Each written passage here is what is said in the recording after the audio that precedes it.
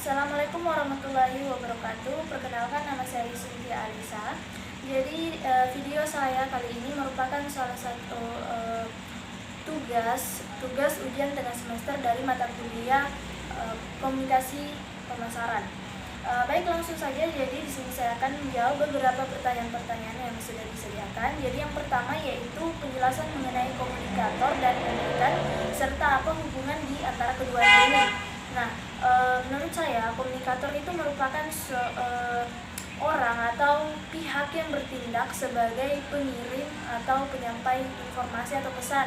Nah, kemudian komunikan ini merupakan seseorang atau pihak yang bertindak sebagai penerima pesan atau informasi.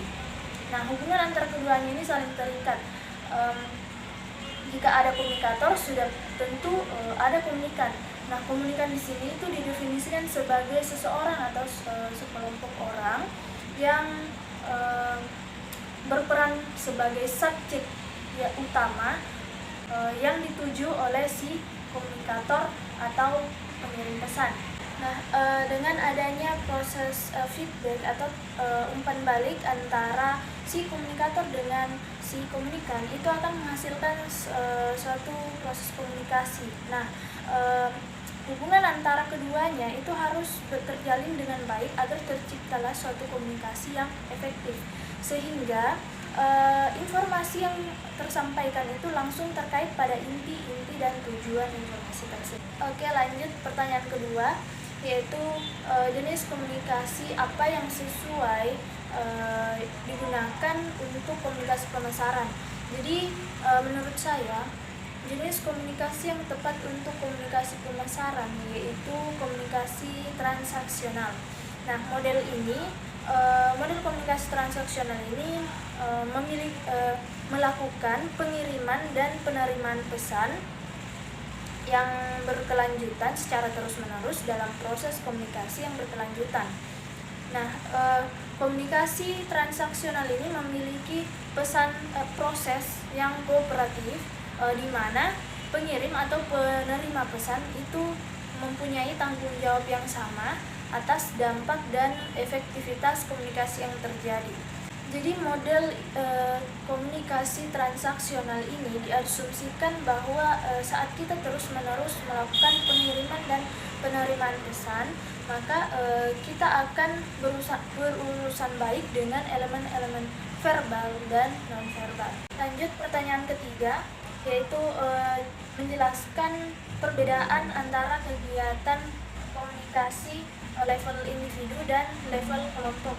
Jadi menurut saya kegiatan komunikasi marketing level individual itu merupakan suatu komunikasi yang dilakukan antara dua orang atau lebih yang tidak dilakukan secara formal. Sedangkan komunikasi pemasaran atau komunikasi marketing level kelompok itu merupakan komunikasi yang dilakukan secara tatap muka atau secara langsung ya, oleh seseorang kepada satu kelompok atau lebih. Lanjut ke pertanyaan keempat. Jadi pertanyaannya itu, mengapa pada level organisasi itu cakupan komunikasinya itu lebih meluas atau lebih banyak terhadap stakeholdernya.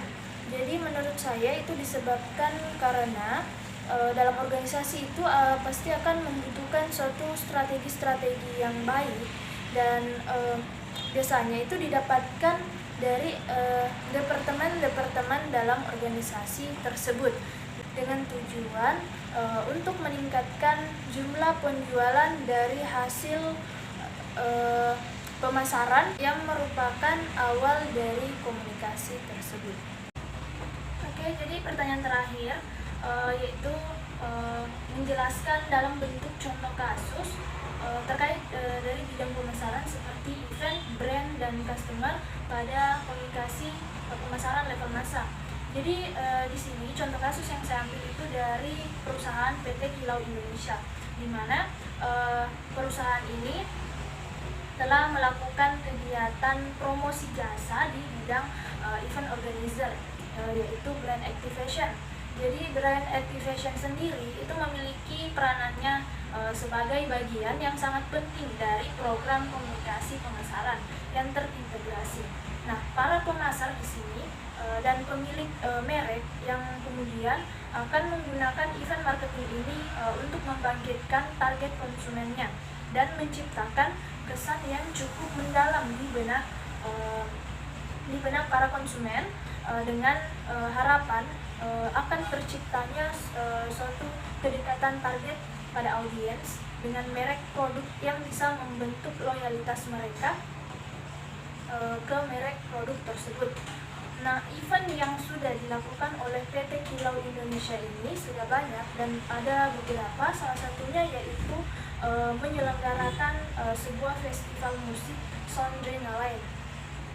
Mungkin itu saja yang dapat saya sampaikan atas jawaban saya terkait pertanyaan-pertanyaan UTS ini. Semoga dapat bermanfaat dan dapat dipahami. Kurang dan lebihnya mohon dimaafkan. Wassalamualaikum warahmatullahi wabarakatuh.